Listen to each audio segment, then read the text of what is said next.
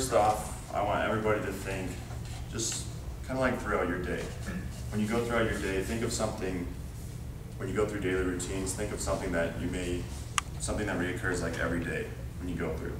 So, besides like, necessary things like eating and sleeping and, going to the bathroom, things like that. So I just want everybody to think about, something that that reoccurs every day where, is it really necessary to do, or is it just habit forming or something like that? With that, why I wanted you guys to think about that is because of the topic we chose is on addiction, or addictions. And so the definition of addiction is the state of being enslaved to a habit or practice, or to do something that is psychologically or physically habit forming to such an extent that its cessation, meaning that temporary or complete stopping, causes severe trauma.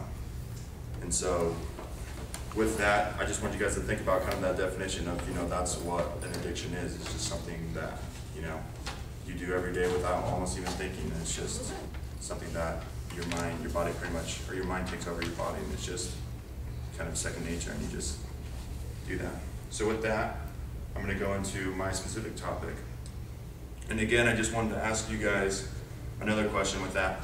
How many of you have been on a painkiller or some type of, either painkillers, sleeping pills, tranquilizers, or, something like Ritalin, something like that, things like Ambien or Percocet or Oxycontin, things like that. Does anybody, it could be with anything, getting your wisdom teeth out, or, getting into accidents, stuff like that. And I can remember when I crashed on my motorcycle last summer.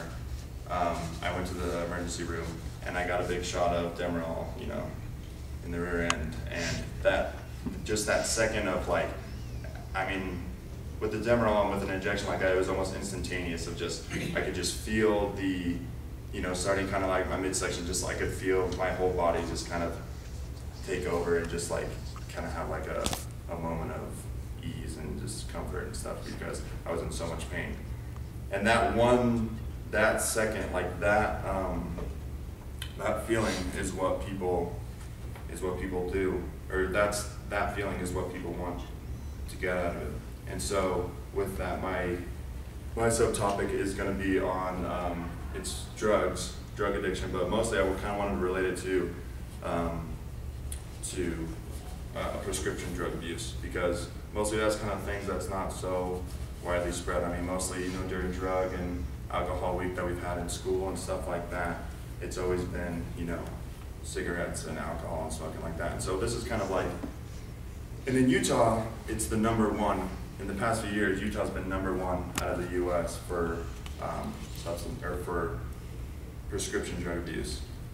And so I'm going to be going over two main points. First is going to be the prevalence of prescription drugs, and the second is going to be the effect that it has.